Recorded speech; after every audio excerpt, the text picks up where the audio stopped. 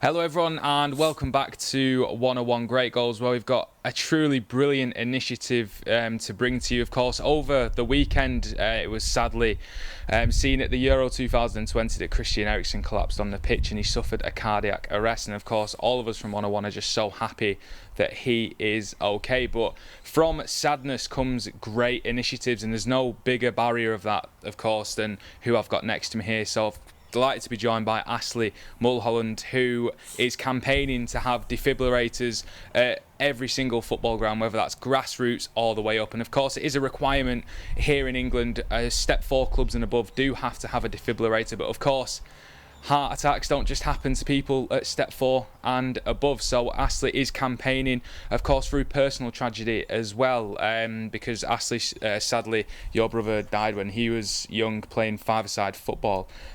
So we'll visit the start then. That happens at such a young age, and it's just something that you just give us a little bit of the background to it and how that happened. Like I say, my brother just went playing football with his mates five-a-side. And he just obviously, like Eriksen, just collapses. You're not expecting it. There's no one you can blame when they come back and tell you that it's just natural causes sort of thing. So again, it can happen to anyone. So I'm just trying to put stuff out there and raise awareness and get the backing and and the funding available for the right training, CPR, and defibrillators, getting them to grassroots. I know, obviously, when it happened, your brother was a fit young man who was just playing the game that everyone loves, and we've seen it throughout football where this is happening to fit people, and it's not just something that happens to people with underlying health issues. I mean, just how shocking was it at the time, just when it happened? I mean, it's bad. It brings it back. You get this feeling in your stomach. I felt sick. Like you say, I was teary-eyed, stuff. I was upset. I was quiet for a good while just watching it. It was shocking, and to see him, make a recovery, and then the pictures come on, social media that he's awake, and stuff like that was pleasing to see. But yeah, things just need to change. Mm-hmm. And in terms of Eriksen, then it happens on a world stage, and you'd probably say maybe that was the best place for it to happen to Eriksen. He was resuscitated. Medical professionals got to him within 20 seconds. It was fantastic and almost a miracle that he's here. But that's not the case in lower league football or grassroots football. That's it. I think it's opened a few people's eyes, because it's happened to a high-profile player like Eriksen, who's running 11, 12 kilometres a game. He eats the right things, he drinks the right stuff, he's fit, and I think now people are starting to wake up and think, what, my son or my daughter goes out and plays sport, things do need to change, and they do. Obviously, with your campaign, you're campaigning for defibrillators at all football clubs, and just why is that so important? Because there's a mathematic equation to it, isn't there, in terms of the chances of survival? Well, there is. I believe if you've got one to hand, pitch side, so you're getting to someone within, probably 10 seconds, if that. I think there's a 90% chance of survival. And then again, it goes from just performing CPR at 6% to having a defibrillator, even if it's a bit further away, to 74%, 80%. But it all boils down to time. The time's crucial. The longer the wait for the defib, and then the lesser chance of survival.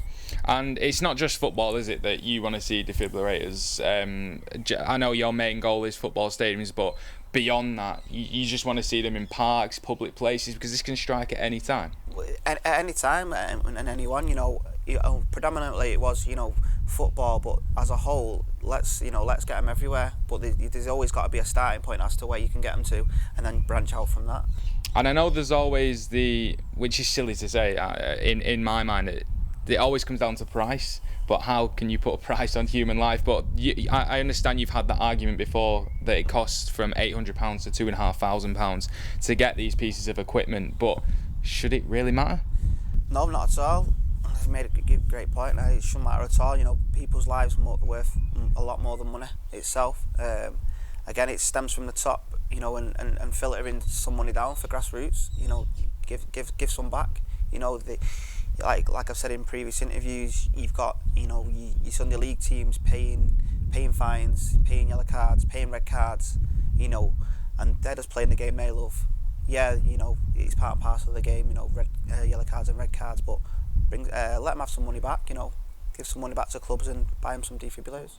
And I know there seems to be a lot of money filtering down through the football pyramid, so we're told, from the Premier League and FIFA and UEFA.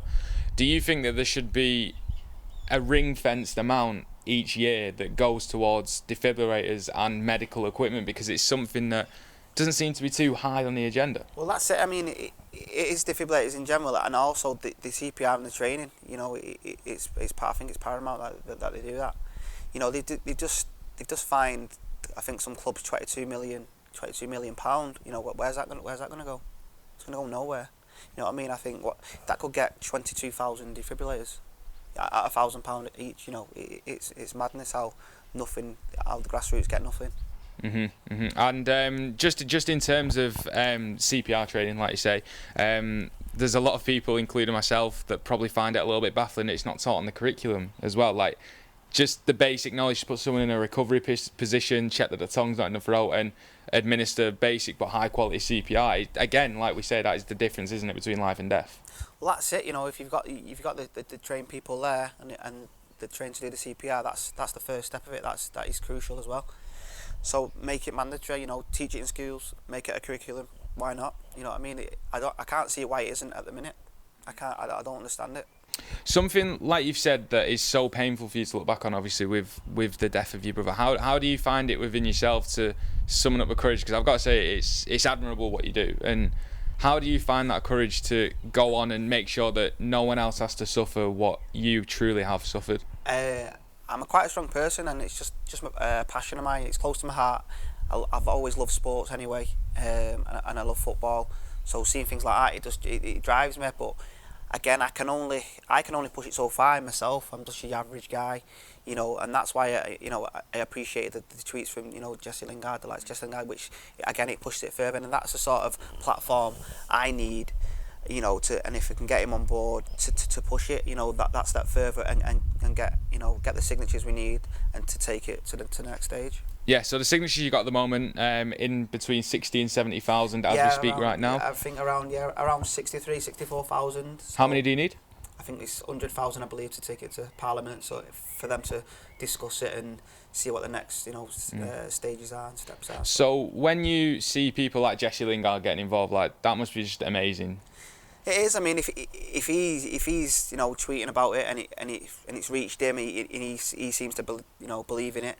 So, and I'm sure other footballers do. They've all played grassroots. Every one of us have played grassroots, and we know the facilities are not the best, or they've not got the best stuff. It might just be a bucket and sponge sometimes. Back in my day, it was. So again, it's brilliant to see him behind it. And when it happened to your brother, you play football, like, you're a non-league legend, people might not know, but yeah.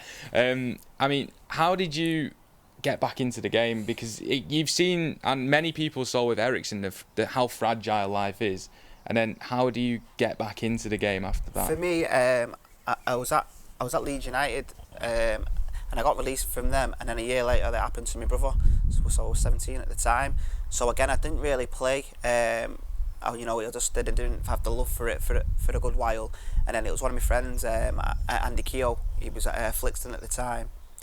I think it was Flixton. No, I was at first I was at it was at Altrincham. I was at Altrincham Youth, and then he got me down. Ended up getting me down at Flixton, and that's when I was playing with my friends and started enjoying it again. And then just ever since then, stayed in non-league. Then it's just that's carried on from there, sort of thing. So, anyone who's watching this now, how can they get involved? How can they help? I've had loads of DMs saying, how can I help? Sort of like with money and and stuff like that. But again, for me, at the minute, it's not about the money. Any money that I get is going towards a defibrillator. I've got charities saying, oh, we want to help you do this, we want to help you do that. I'm not really all for charities. I do appreciate the help, and it might sound a bit, I don't want to sound a bit like, I don't know how to put it, a bit like hard up on myself. I do appreciate the help, but I just believe charities they see a bit of exposure, they might try and jump on board with it, which I understand, you know, is as a business, but I'm not out to build any sort of business, you know, out of it. I'm trying to raise awareness, get my signatures. You know, the signatures are crucial. You know, and anything that comes in after that, like money-wise, will all get distributed to for defibrillators. And once you get your 100,000 signatures, what is the ideal response that you want from the government? I mean, there seems to be a lot of talk about money for lots of different things, but what, in an ideal world, what would you want the government to do? Let's sit down with them, as mad as it sounds, sit down with them, sit down with the FA, let's put a real good plan together, and, you know, start basic CPR training for, you know, all clubs. So they've got to have, you know, a CPR personnel or 2 trained personnel there, and then get obviously defibrillators distributed out to as many grassroots as possible. Because like you say as well, at many clubs, just on the final point, it's actually optional, isn't it? At grassroots level, it's optional to have this type of training, and some clubs do it and some clubs don't, and that's not a way to bash the clubs that don't, because again, like you say, it's a monetary issue. But if the government can come in, if they can provide that monetary support to get defibs in, would that be just the ideal scenario for you? Well, that's it, that's the ideal. If they make it mandatory, where they have to have it, or the game don't go ahead. You know, it sounds crazy how the game don't go ahead, but, you know, it's potentially saving someone's life. So it only takes, you know, like the referees, they check whether you've got shorts on, they check if you've got an earring in, they check if the goal, you know, the nets are not ripped. You know, why not just check if the defibrillator's working, you know, if they eventually get one, and then if it's working, then the game goes ahead, you know, and stuff like that. Astley, thank you very much for joining us. If you want to get involved, if you want to sign a petition, all of those links will be in the description. And from myself, it's just admirable and honourable what you're doing, and I couldn't summon the strength that you've got to do what you're doing. So thank you from everyone for trying to protect other people's lives. Cheers, mate.